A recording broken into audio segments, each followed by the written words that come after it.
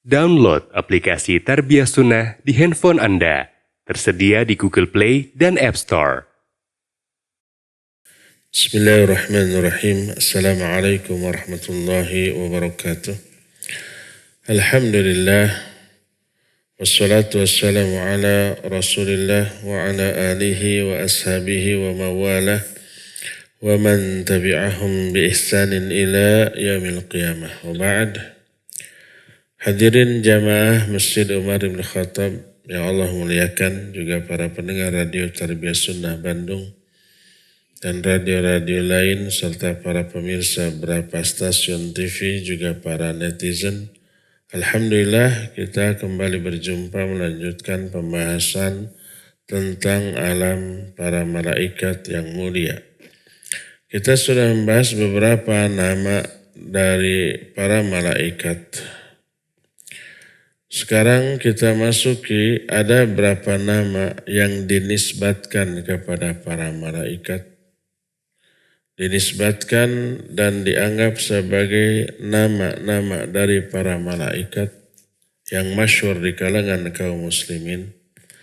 Dan sebagian ulama ahlu sunnah juga ada yang menetapkannya, tapi tidak didasarkan kepada ayat Al-Quran atau hadis yang sahih, kecuali hanya didasarkan kepada asar-asar yang maqtu'ah atau riwayat-riwayat Israiliyat.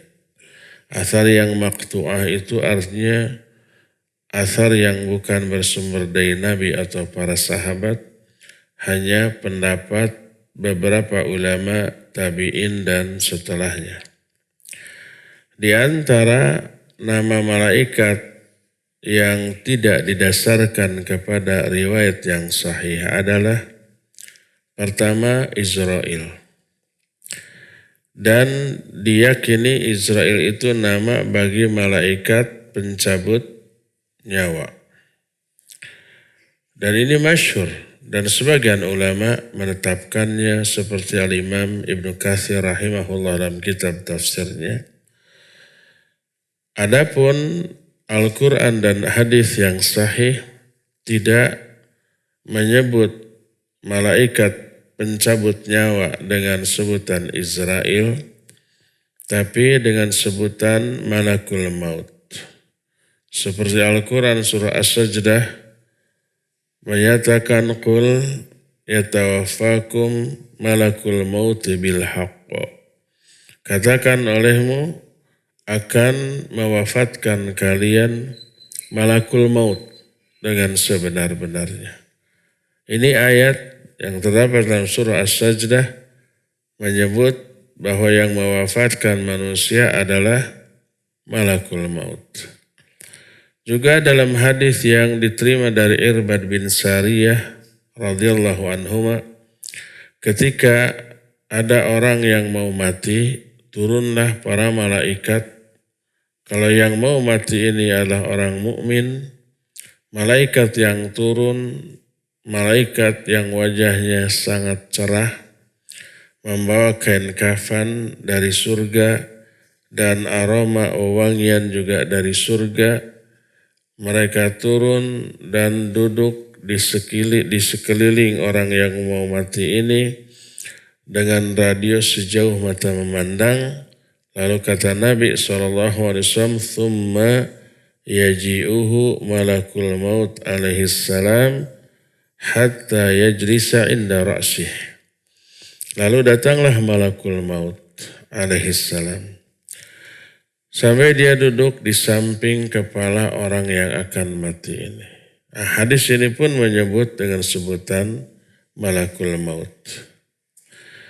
Adapun tentang Israel, berkata muallif, al-masyhur inda katsiri minan nas anna hadzal isma li malakil maut. Yang masyhur di kalangan manusia adalah bahwa Israel adalah nama atau sebutan bagi malakul maut. Wa hadzal ismu lam yarid fil kitabi wala fis sunnati sahihah. Wa innama warada fi ba'dil athar wal maqtu'at allati la yajuzul ihtijaju biha fala yanbaghi tasmiyatu malakil maut bihadzal ism li'adami thubutiha wallahu a'lam. Nama ini, nama Israel, tidak disebut baik dalam Al-Quran ataupun dalam sunnah yang sahihah, tapi hanya ada dalam athar-athar yang maqtu. Maqtu itu sebutan bagi hadis yang bersumber dari generasi tabi'in dan setelahnya. Kalau hadis itu ucapan atau perbuatan Nabi disebut hadis yang marfu'. Tapi kalau hanya sampai kepada sahabat, ucapan atau perbuatan sahabat, maka hadisnya disebut hadis yang mauquf. Tapi kalau riwayat itu bukan dari Nabi atau bukan dari sahabat, hanya dari ulama tabi'in, disebut riwayat yang maqtu, artinya terputus. Dan tidak boleh berhujjah dengan hadis yang maqtu, karena ini menyangkut urusan yang gaib atau perkara yang gaib, maka disebutkan oleh para ulama, fala yanbaghi tasmiyata malakil maut bihadzal ism li'adami thubutihi. Tidak boleh menamakan malakul maut dengan nama ini karena tidak sahihnya riwayat tentang hal itu, wallahu a'lam. Tapi sekalipun memang tidak ada ayatnya, tidak ada hadisnya, sebagian ulama ahli sunnah ada yang menisbatkan Israel sebagai nama bagi malakul maut, wallahu a'lam. Kedua, ada lagi malaikat yang dianggap nama bagi malaikat dan berhujjah dengan ayat Al-Quran yang terdapat dalam surah Qaf ayat 18.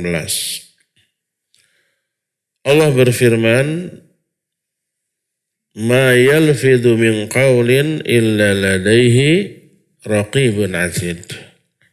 Tidak ada satupun kata yang terucap dari mulut manusia, kecuali di sampingnya ada raqib dan ada atid.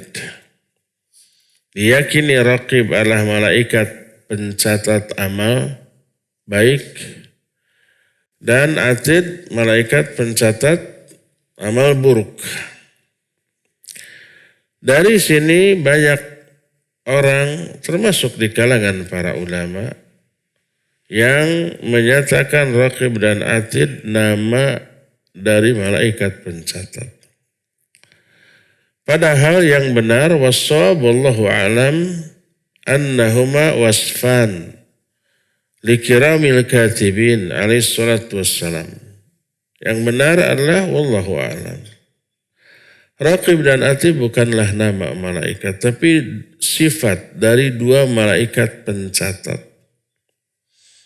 Karena satu orang, satu raqib, satu atid. Saya ada raqib dan atid di sebelah kanan dan kiri. Semua orang punya. Maka berarti raqib dan atid banyak, ya enggak? Sebanyak jumlah manusia. Dan ini tidak mungkin menjadi nama bagi personal malaikat. Tapi itu adalah sebutan bagi malaikat pencatat. Sifat bagi malaikat pencatat, dan insya Allah rincian tafsilan dari ayat ini, dari nama malaikat raqib atid ini akan kita terangkan kemudian di dalam babnya, bab tersendiri tentang hal itu. Para ulama menyebut malaikat pencatat dengan banyak sebutan, tidak hanya raqib dan atid. Seperti contoh Abu Syekh dalam kitab yang berjudul Al-Azamah. Juga Imam As-Suyuti, Imam Jalaluddin As-Suyuti dalam kitab Al-Habaik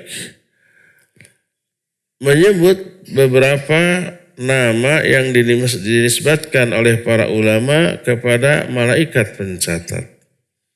Ada yang menyebut Ismail. Selain nama Nabi, Ismail juga sebutan bagi malaikat pencatat. Ada yang menamai Sodaqlan. ada yang menamai syarahil, ada yang menamai haraqil, ada yang menamai rayafil, ada yang menamai dzulqarnain, ada yang menamai dzunurain, ada yang menamai as-sakinah atau ar-ramail atau irtiyail. Banyak sebutan-sebutan itu, dan nama-nama tersebut sama sekali tidak didasarkan kepada Al-Quran dan Sunnah yang sahihah. Jadi pendapat yang lebih sabit, yang lebih kuat, Raqib dan Atid bukanlah nama bagi personal malaikat, tapi sifat dari malaikat yang tugasnya mencatat baik amal baik ataupun amal buruk. Ada lagi malaikat yang jarang dikenal orang sebutannya, yaitu malaikat al-karubiyun. Malaikat karubiyun adalah sebutan bagi para malaikat yang memikul arasy dan malaikat yang ada di sekeliling arasy. Berkata Imam Ibnu Katsir rahimahullahu ta'ala, beliau terangkan dalam kitab Al-Bidayah wan Nihayah. Kata Imam Ibnu Katsir, thumma innal malaikata binisbati ila ma hayyahumullahu lahu aqsam. Faminhum hamalatul arsh wa minhum al-karubiyun alladzina hawla al-arsh wa hum ashraful malaikah ma'a hamalatil arsh. Kata Imam Ibnu Katsir, para malaikat sesuai dengan tugas yang Allah berikan kepada mereka ada bermacam-macam. Di antaranya ada para malaikat, para pemikul arsh. Dan jumlah malaikat pemikul arsh untuk sekarang ya, didasarkan kepada sebuah riwayat hanya 4 malaikat yang memikulnya. Adapun ketika terjadi kiamat di mana alam berguncang, maka ditambah menjadi 8 malaikat. Wa yahmilu arsya rabbika fawqahum yawma idzin tsamaniyah. Dan pada hari kiamat nanti malaikat yang memikul arsy Allah ada 8. Nah, itu disebut dengan sebutan hamalatul arsy, para pemikul arsy. Kata Imam Ibnu Katsir, di antara mereka ada malaikat pemikul arsy dan di antara mereka ada al-karubiyun. Al-karubiyun adalah malaikat yang ada di sekitar arsy. Jadi di sekeliling arsy ada para malaikat yang jumlahnya tidak terkira, wahum asyraful malaikah ma'a malaikatil hamalatil arsy. Mereka lah semulia-mulia malaikat bersama dengan malaikat pemikul arsy. Itu kata Imam Ibnu Katsir. Ada lagi penjelasan dari Imam Al-Baihaqi rahimahullah yang beliau jelaskan dalam kitab Syu'abul Iman.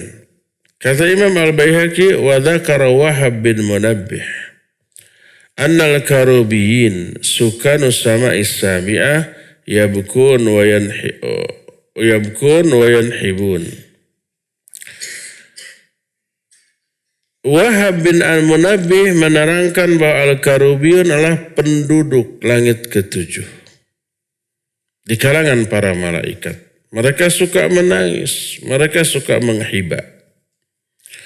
Dan yang menjadi hujjah atau dalil, alasan tentang hal itu adalah sebuah hadis yang diriwayatkan dari Jabir radhiyallahu an, bahwa Rasulullah sallallahu alaihi wasallam menyatakan, inna lillahi malaikatan wa humul karubiyun min syahmati udhuni ahadihim ila tarqatihi masiratu sab'i mi'ati amin li ta'iri sari'il inhitata.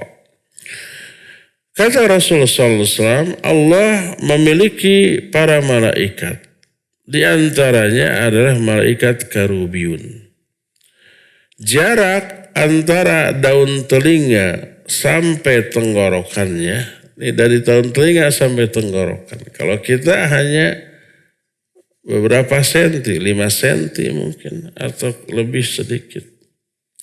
Tapi kalau malaikat karubiyun, dari mulai daun telinganya sampai tenggorokannya, itu ditempuh sejarak 700 tahun oleh burung yang terbangnya paling cepat.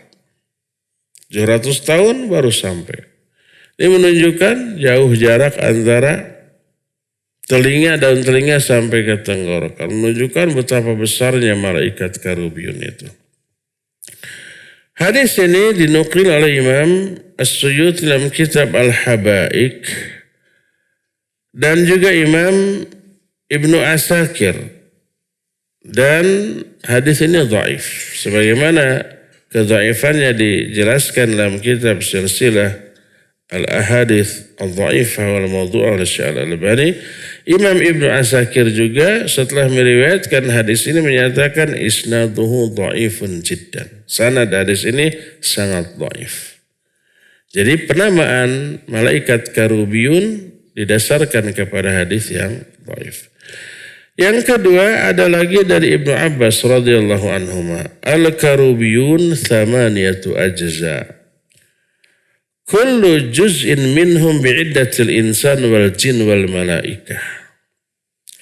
Kata Ibnu Abbas, al-karubiyun ada 8 kelompok.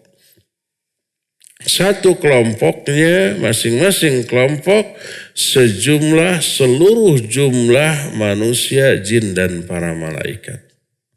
Manusia aja ada berapa miliar atau mungkin triliun dari mulai Nabi Adam sampai hari kiamat. Belum para jin, belum para malaikat.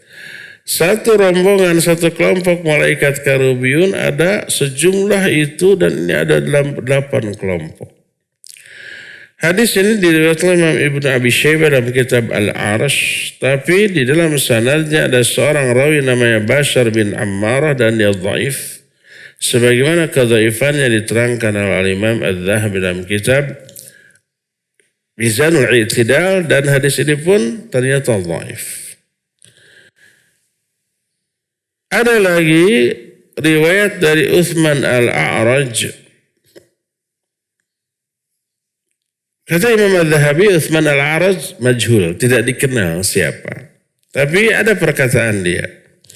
Inna masakin rih tahta ajnihatil karubiyin wa hamalatil arsh. Sesungguhnya tempat sumber bertiupnya angin berada di bawah sayap para malaikat karubiyun dan para malaikat pemikul arsh. Ini 3 dalil, 3 riwayat yang 3-3-nya dhaif. Yang menyebut nama malaikat karubiyun. Sekalipun demikian, sebagian ulama Ahlus Sunnah, termasuk tadi Imam Al-Baihaqi, Imam Ibnu Katsir, juga Imam Al-Qurtubi dalam kitab At-Tadhkirah menyebut adanya malaikat karubiyun walaupun hadis-hadisnya dhaif. Dan makna dari al-karubiyun dikupas oleh para ulama. Kenapa malaikat yang ada di sekitar arsy itu disebut dengan sebutan al-karubiyun? Berkata al-Imam Al-Hulaimi rahimahullahu ta'ala, wa qad qil wa malaikatul azab humul karubiyun minal karab. Kata Al-Hulaimi, malaikat azab mereka disebut malaikat karubiyun. Karena berasal dari kata-kata karab. Karab itu artinya kesulitan. Karab itu artinya kesengsaraan. Nah, disebut karubiyun karena mereka, para malaikat karubiyun yang tugasnya mengazab, menyiksa, menimbulkan penderitaan ataupun kesengsaraan. Ini penjelasan yang pertama. Penjelasan kedua, wa qala ba'dhum huwa minal karb wa annahum fi karbin wa shiddatin yabkun wa yanahun wa taqaddama hadha qaul an Wahab bin Munabbih. Sebagian lagi menyatakan karubiyun berasal dari kata-kata karb. Kenapa? Sebab para malaikat itu berada dalam kesengsaraan atau kesedihan yang sangat. Mereka menangis, mereka berteriak, sebagaimana penjelasan Wahab bin Al-Munabbih tadi yang menyatakan bahwa Al-Karubiyun itu mereka suka menangis dan suka menghibah. Berkata Al-Khattabi ketika menjelaskan malaikat Al-Karubiyun, qauluhu karab ay qarabal idraq wa minhul malaikatul karubiyun wa humul muqarrabun wa qala ba'dhum innama summu karabiyin li'annahum yadkhuluna al-karab 'ala al-kuffar wa laysa hadha bisyai'. Al-Khattabi menyatakan makna karab dengan kaf, ra dan ba. Maknanya adalah qarabal idraq. Artinya sangat dekat pengetahuannya. Di antaranya adalah malaikat karubiyun. Karubiyun adalah malaikat yang dekat dengan Allah Azza wa Jalla. Karena jaraknya yang sangat dekat. Allah di atas arsy. Terus arsy dipikul oleh para malaikat pemikul arsy. Di sekitar arsy ada para malaikat karubiyun. Disebut karubiyun karena dekatnya mereka dengan Allah Subhanahu wa ta'ala. Sebagian lagi menyatakan mereka disebut karubiyun karena mereka yudkhilunal karb, memasukkan karb.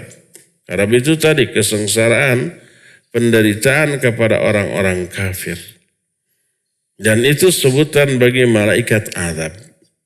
Jadi sebagian ulama menyatakan karubiyun adalah sebutan bagi para malaikat yang mengazab di neraka. Sebagian lagi menyatakan karubiyun sebutan bagi malaikat yang ada di sekitar arsy. Berkata Imam Ibnul Athir rahimahullah dalam kitab An-Nihayah, karaba bimakna dana wa karuba fahuwa karib. Karaba maknanya dana wa karuba. Dana qaruba itu artinya dekat. Sehingga di dalam hadis yang diterima dari Abul Aliyah, dia menyatakan al-karubiyun sadatul malaikah, humul muqarrabun. Karubiyun itu malaikat-malaikat yang mulia. Mereka adalah malaikat yang dekat dengan Allah. Inilah beberapa keterangan tentang malaikat karubiyun yang kesimpulannya adalah sebutan malaikat karubiyun tidak disasarkan kepada Al-Quran atau hadis yang sahih, tapi ada beberapa riwayat, setidaknya 3 riwayat, tapi 3-tiganya adalah riwayat yang dhaif. Adapun Al-Quran hanya menyebut karakter atau sifat mereka. Seperti yang diterangkan dalam surah An-Nisa 172. La yastankifal masihu ayyakuna abdan lillah walal malaikatul muqarrabun wa ma yastankif an ibadatihi wa yastakbir fayahsuruhum ilaihi jami'a. Isa al-Masih tidak enggan, tidak berkeberatan untuk menjadi hamba bagi Allah. Nabi Isa ibadah. Kepada siapa? Ya kepada Allah Azza wa Jalla. Sebab Nabi Isa adalah hamba. Bukan Tuhan. Bukan anaknya. Makanya Nabi Isa juga ibadah. Dan juga para malaikat muqarrabun. Jadi malaikat yang berada di sekeliling aras oleh Allah disebut dengan malaikat muqarrabun. Sebagian lagi karubiyun dengan makna al-muqarrabun. Nabi Isa tidaklah enggan untuk menjadi hamba bagi Allah, juga para malaikat muqarrabun. Siapa yang enggan untuk beribadah kepada Allah dan takabur, maka Allah akan kumpulkan mereka semuanya bersama-sama. Walhasil yang benar adalah malaikat muqarrabun berdasarkan nas ayat yang barusan, dan rincian dari penjelasan malaikat muqarrabun ini akan diterangkan lebih jauh dalam bab malaikat pemikul arsy. Nanti ya ada bab tersendiri. Nah, sekarang boleh enggak kita memberi nama orang dengan nama para malaikat? Memberi anak dengan nama Jibril atau Mikail atau Israfil atau malaikat yang lainnya, apakah dibolehkan atau tidak? Ternyata memberi nama manusia dengan nama malaikat juga dibahas oleh para ulama. Karena ini terjadi di kalangan manusia. Berkata muallif, "Dhahaba qaumun minal ulama ila karahati tasamma bi asma'il malaikah." Sebagian ulama menyatakan makruh memberi nama orang dengan nama-nama para malaikat. Wa mimman dhahaba ila hadzal qaul Ibnu Qayyim. Di antara ulama yang berpendapat demikianlah Imam Ibnu Qayyim rahimahullah. Beliau berkata, minal asma'il makruha asma'ul malaikah ka Jibril wa Mikail wa Israfil fa innahu yukrahu tasmiyatul adamina biha. Di antara nama-nama yang dimakruhkan untuk diberikan adalah nama-nama para malaikat. Seperti Jibril, Mikail, Israfil, karena makruh menamai manusia dengan nama-nama itu. Ini perkataan Imam Ibnu Qayyim. Nggak boleh menamai anak dengan Jibril, Mikail, Israfil atau malaikat yang lainnya.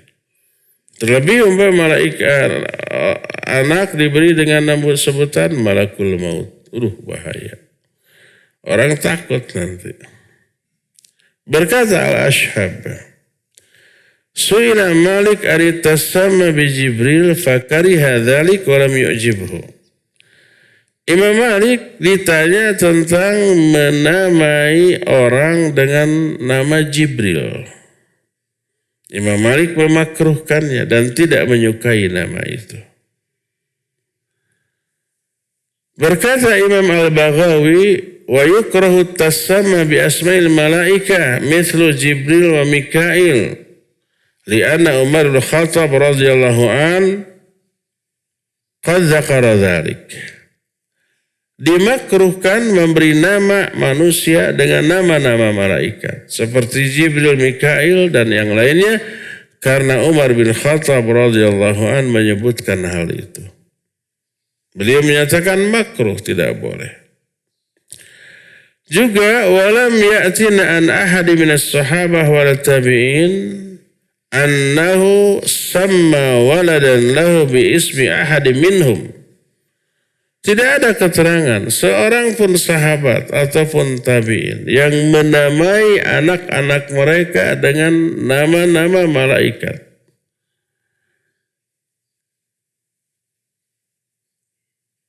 Lalu berkata wa hadza qaulu Hamid, dan ini perkataan Hamid, dan berkata Imam Al-Baghawi qila innama karraha dzalika khasyatan ay yusabba aw yul'ana aw yushtama wa huwa usama bi asma'il malaikah. Kata Imam Al-Baghawi, alasan kenapa dimakruhkan karena khawatir nanti orang itu karena perilakunya yang buruk, nanti orang itu dicela atau dilaknat atau dihina. Walaupun niatnya menghina orang tersebut. Tapi karena orang itu dinamai dengan nama malaikat, Akhirnya para malaikat yang mulia ikut terhina, ikut dicela. Umpamanya ada anak namanya Jibril, tapi menyebalkan. Lalu orang-orang mengatakan saya benci kepada si Jibril. Walaupun maksudnya ke orang. Tapi malaikat Jibril jadi kasabit-sabit, kaciwit kulit, kabawa daging. Maka dimakruhkan. Inilah mayoritas para ulama. Tapi ada lagi sebagian ulama yang membolehkan bahkan menganggap bagus menamai manusia dengan nama malaikat. Mereka mengatakan tasammu bi asma'il anbiya wala tasammu bi asma'il malaikah. Sebagian ulama yang masih memakruhkan adalah namai anak-anak kalian dengan nama para nabi tapi jangan dinamai dengan nama para malaikat. Imam Abdul Razzaq dari Ma'mar berkata, qultu li Hammad bin Abi Sulaiman, kaifa taqulu fi rajulin tusamma bi Jibril wa Mikail? Faqala la ba'sa bihi. Aku bertanya kepada Hammad bin Abi Sulaiman, bagaimana pendapat tentang orang yang diberi nama dengan Jibril atau Mikail? Dia menjawab, enggak apa-apa, boleh saja. Berkata Imam An-Nawawi rahimahullah, salah satu ulama terkemuka di kalangan madhab Syafi'iyah, beliau menyatakan wa madhabuna wa madhabul jumhur jawazu tasmiyah bi asma'il anbiya wal malaikah li'annahu lam yuthbat anin nabi sallallahu an-nahyu falam tukrah. Madhab kami maksudnya madhab Syafi'i dan madhab jumhur membolehkan memberi nama manusia dengan nama para nabi dan para malaikat. Karena tidak ada satupun larangan dari Nabi SAW untuk itu dan tidak dimakruhkan. Imam An-Nawawi menyebutkan hal itu dalam kitab Al-Majmu' Syarah Al-Muhadzab.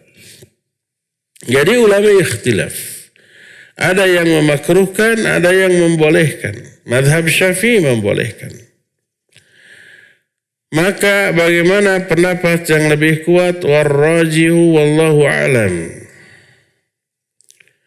Anna min asma'il malaikah ma huwa mushtarak ka Malik wa minhu ma huwa khasun bihim ka Jibril wa Mikail wa Israfil.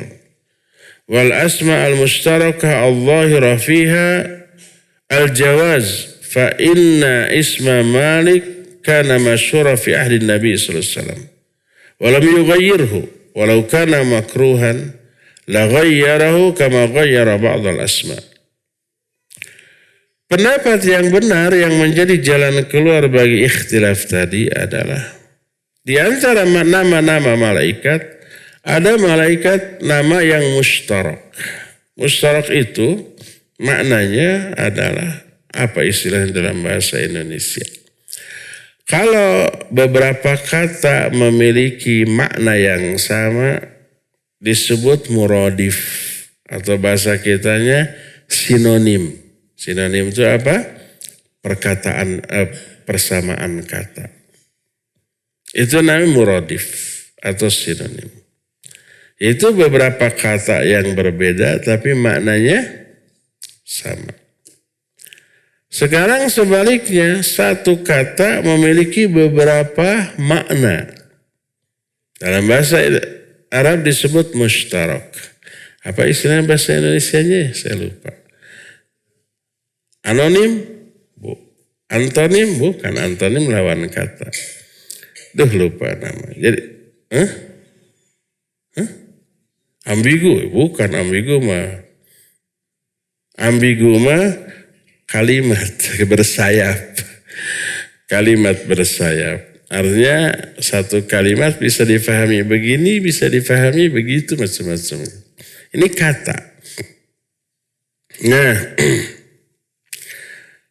di antara nama malaikat ada nama yang mushtarak seperti Malik. Ada nggak di zaman Nabi SAW sahabat yang namanya Malik? Ada. Bahkan salah satu imam madhab namanya Malik. Di kalangan para ulama ada. Kalau para sahabat ada.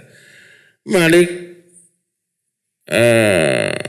bin Dinar contohnya umpamanya. Malik bin Anas.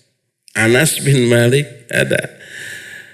Dan oleh Nabi SAW tidak dirubah dan tidak disuruh dirubah.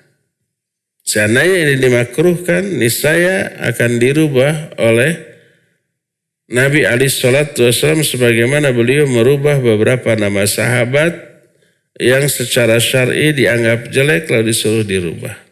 Adapun Malik di zaman Nabi SAW sahabat ada yang namanya Malik.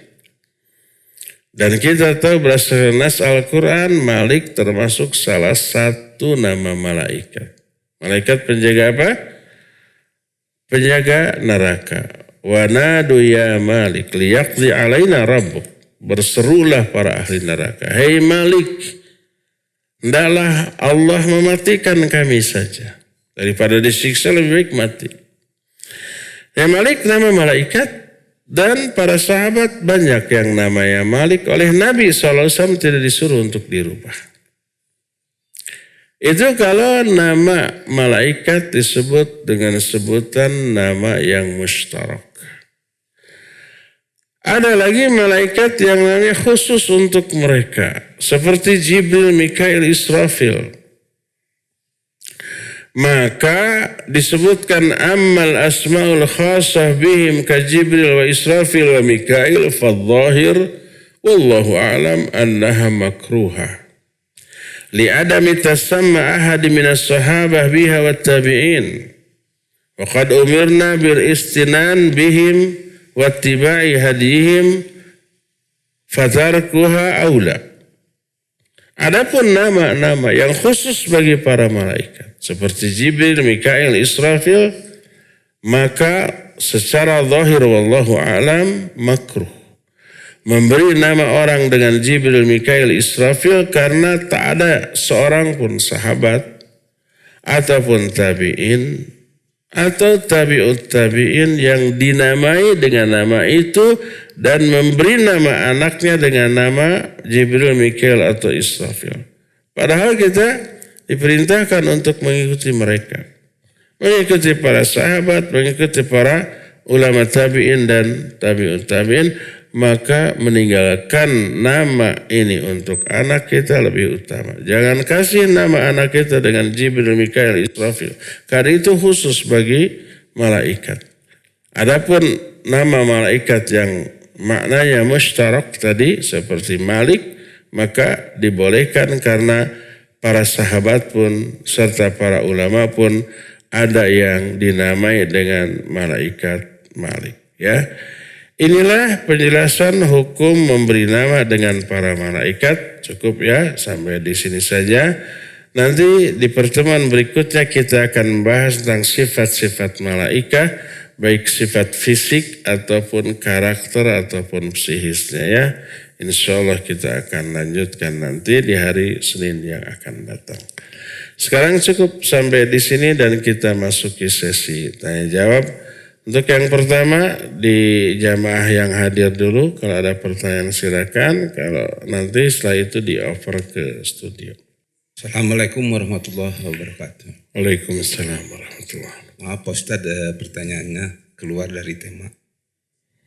Bagaimana Pak Ustadz hukumnya kalau kita diberi sumbangan sama calon, sumbangan berupa uang atau barang? Calon istri.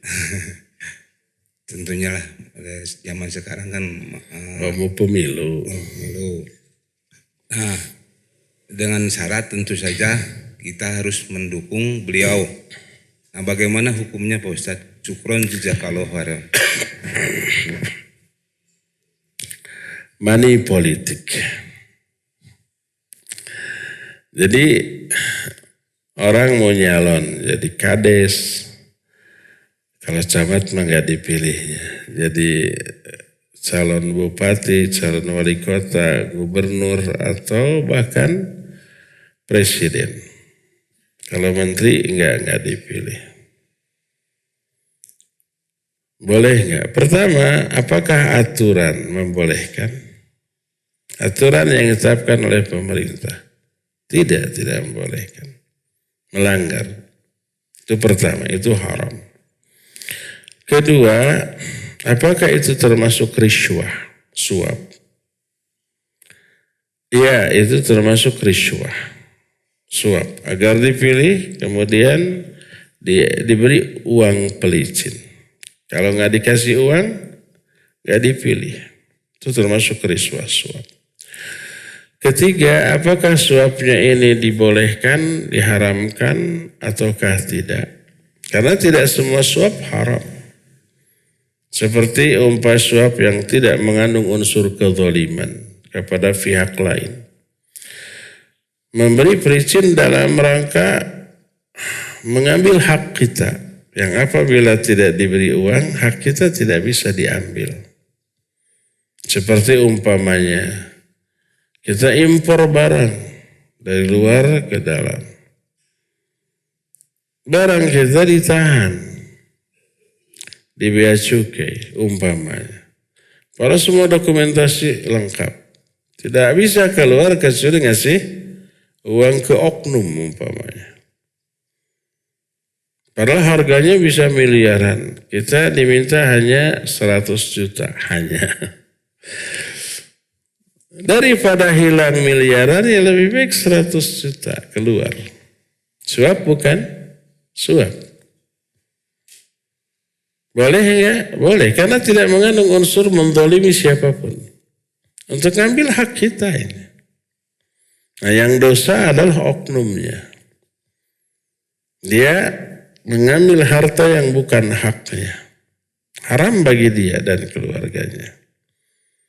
Kalau bagi kita, karena ingin mengambil hak kita yang jumlah nilainya lebih banyak, ya kita maka boleh.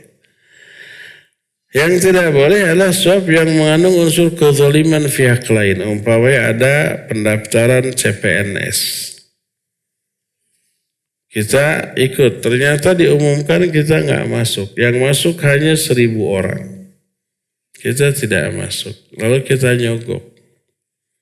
Akhirnya kita masuk, otomatis ada orang lain yang dihapus namanya. Berarti kita ngambil hak orang lain dengan uang itu. Zalim kepada orang. Itu haram, tidak boleh. Itu suap yang diharamkan. Nah, adapun sekarang mau nyoblos.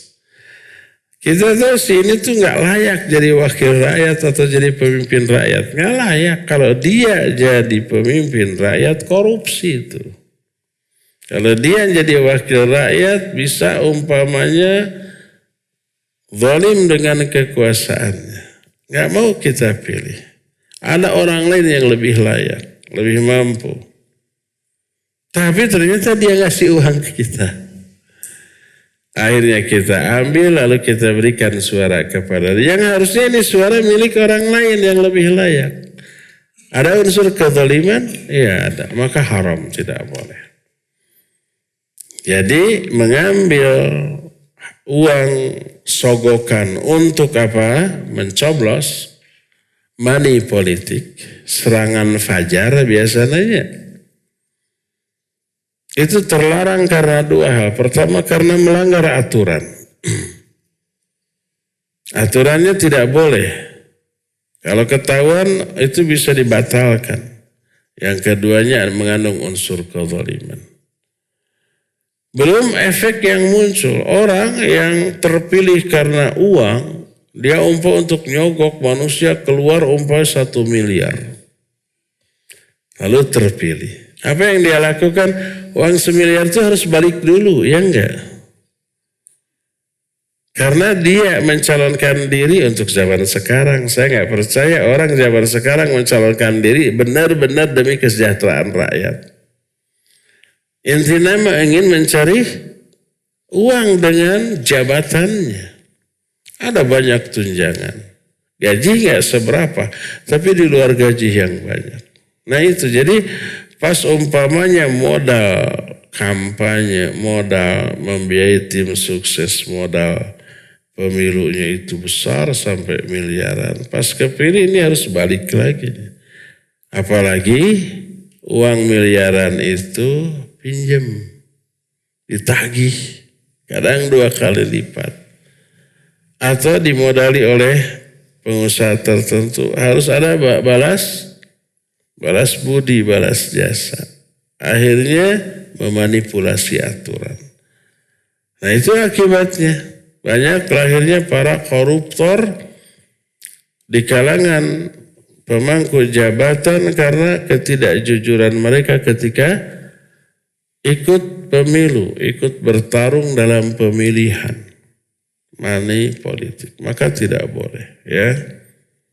Jadi karena aturannya dilarang, melakukan itu tidak boleh. Hasil dari melakukan sesuatu yang terlarang haram juga hukumnya. Perbuatannya haram, hasilnya juga haram. Wallahu a'lam. Ada ibu-ibu di belakang? Ya. Muzain silakan di studio. Nah Ustaz, ada pertanyaan dari Abu Isa di Lewi Gajah. Assalamualaikum Ustaz. Pada pertemuan sebelumnya Ustaz membacakan doa Ruqyah Jibril kepada Nabi SAW. Lalu di medsos banyak yang komen qabiltu. Apakah dengan membaca qabiltu pada doa yang diajarkan atau disampaikan oleh Ustaz akan lebih berkah efeknya kepada kita? Barakallahu fikum. Qabiltu.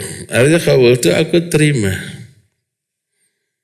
Jadi ketika akad nikah zawajtuka wa ankahtuka bi ibnati fulanah bin fulan seterusnya bi mahri kada wa kada, maka si orang yang pengantin prianya menyatakan qabiltu nikah.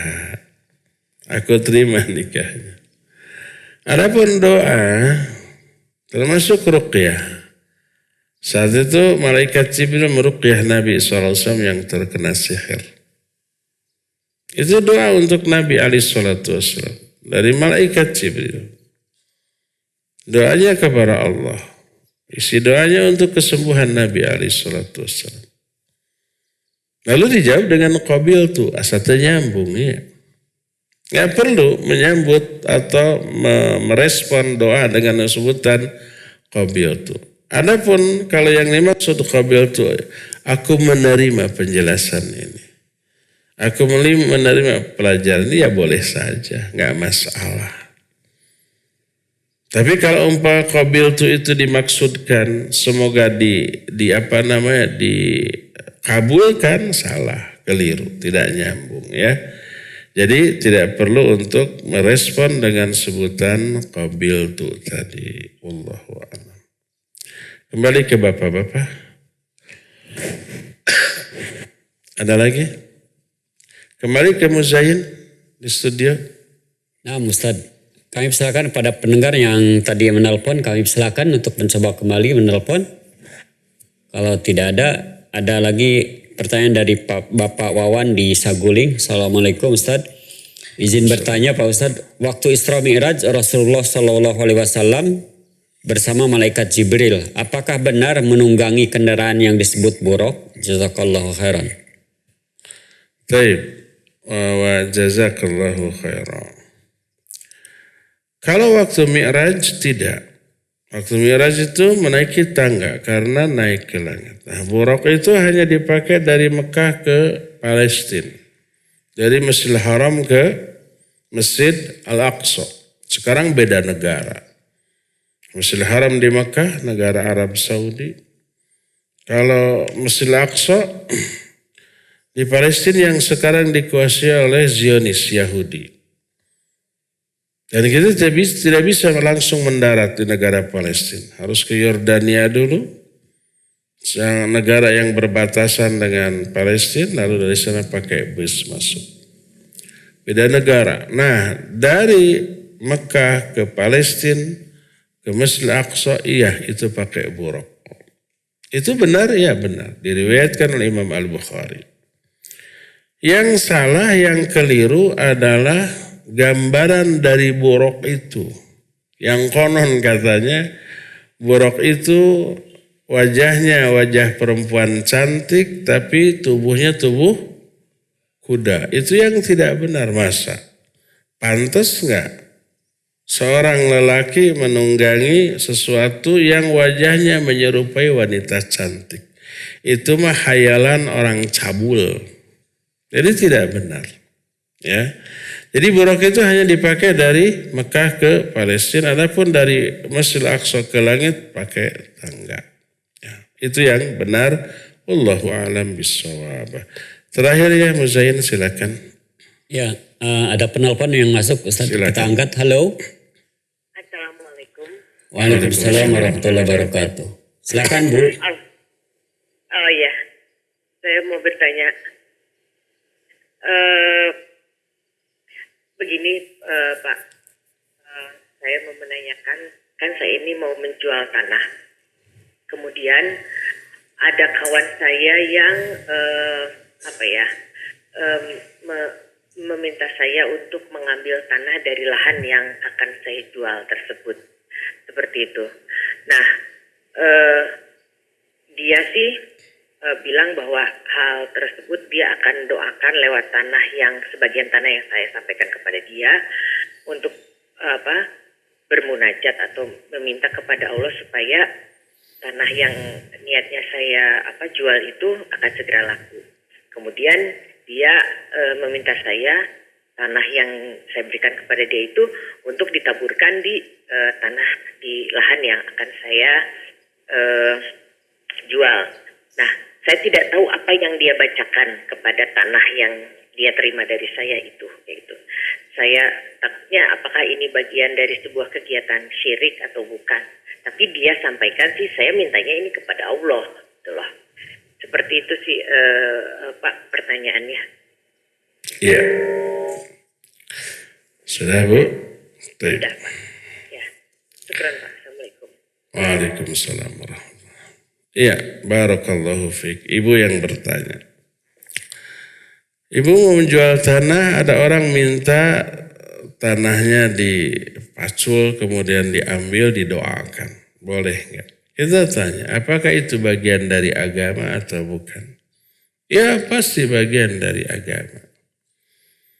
Karena berdoa.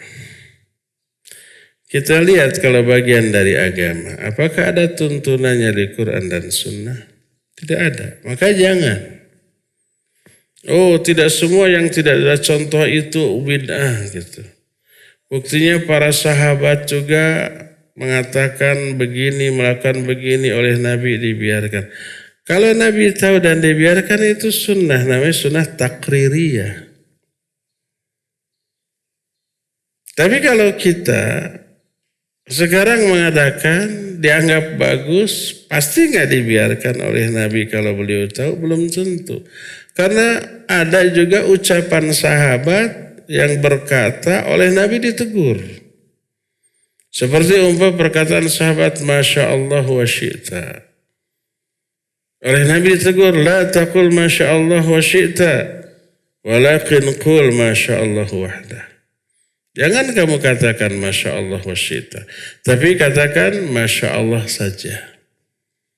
Jadi ada ucapan atau perbuatan sahabat yang dilakukan oleh Nabi, oleh sahabat di hadapan Nabi, oleh Nabi tidak dibiarkan. Langsung ditegur, bahkan kadang ditegur dengan keras. Seperti seorang sahabat terlihat memakai cincin oleh Nabi, dicopot, dibanting. Keras. Lalu beliau menyatakan, kenapa aku melihat salah seorang di antara kalian menyimpan bara api neraka dalam tangannya. Jadi ada ucapan atau perbuatan sahabat yang oleh Nabi diketahui lalu dilarang. Ada juga yang dibiarkan. Kalau dibiarkan boleh ya, itu dari sunnah taqririyah. Jadi perbuatan sahabat yang dilakukan oleh mereka di hadapan Nabi dan dibiarkan itu menjadi sunnah taqririyah. Nah, sekarang kita melakukan amalan atas nama agama. Dianggap baik. Kalau Nabi tahu pasti nggak beliau membiarkan? Belum pasti, mungkin saja menegur. Makanya setelah Nabi tidak ada, jangan berbuat macam-macam atas nama agama. Ya. Oleh karena itulah maka Nabi menyatakan, ma min khairin illa qad bayyantu lakum. Tidak ada satupun kebaikan dalam agama ini kecuali aku sudah jelaskan semuanya kepadamu. Yang tidak dijelaskan jangan diada-adakan. Ada-adakannya berarti perkara baru dalam agama, dan beliau melarang iyyakum wa muhdatsatil umur. Jauhi oleh kalian mengada-adakan perkara baru dalam agama. Kata Imam Malik, apa yang tidak menjadi agama di zaman itu, di zaman Nabi SAW, tidak akan pernah menjadi bagian agama sampai hari kiamat. Nah, termasuk apakah cara menjual tanah seperti itu dilakukan oleh Nabi, para sahabat, atau dijelaskan kebolehan oleh para ulama? Tidak.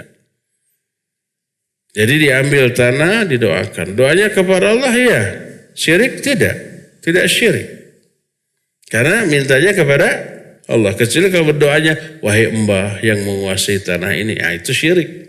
Karena berdoa kepada selain Allah. Tapi kalau berdoanya kepada Allah, tidak syirik. Di mana letak penyimpangannya? Beda. Karena mengadakan amalan atas nama agama tanpa contoh. Terus bagaimana yang harus kita lakukan kalau mau menjual tanah? Silakan berdoa di mana saja. Dalam sholat, dalam sujud, silakan. Setelah baca Subhana Rabbiyal A'la, baca doa. Ya Allah, lancarkan usaha saya di dalam menjual ini. Allahumma sahhili amri fi bai'il arad, umpamanya pakai bahasa Arabnya. Ya Allah, mudahkan bagi saya urusan saya dalam menjual tanah ini. Allahumma la sahla illa ma ja'altahu sahla wa anta taj'alul huzna idza syi'ta sahla. Ya Allah, tidak ada kemudahan kecuali kemudahan yang Kau tetapkan. Itu ada doanya. Ya, silakan doa dalam sujud, doa ba'da salat fardu, ba'da salat sunat boleh, doa antara azan dan qomat, bangun malam tahajud, silakan doa. Tidak harus pakai ritual ambil tanah, ya, kemudian si tanah itu didoakan. Nggak ada tuntunannya seperti langsung saja, ya. Itu ikhtiar syar'inya doa. Boleh ikhtiar hissi, boleh umpama mengiklankan di media sosial, di foto, ada datanya, sertifikatnya, luas tanah, lokasi, harganya. Silakan promosikan. Kalau mau mengamalkan amalan syar'i, silakan berdoa. Tidak perlu dengan cara seperti yang dijelaskan tadi, ya. Demikian, wallahu a'lam bishawab. Cukup sampai di sini. Insyaallah kita jumpa kembali di hari Senin yang akan datang. Subhanakallahum bihamdik, asyhadu an la ilaha illa anta, astaghfiruka wa atubu ilaik. Walhamdulillahi rabbil alamin. Wassalamualaikum warahmatullahi wabarakatuh.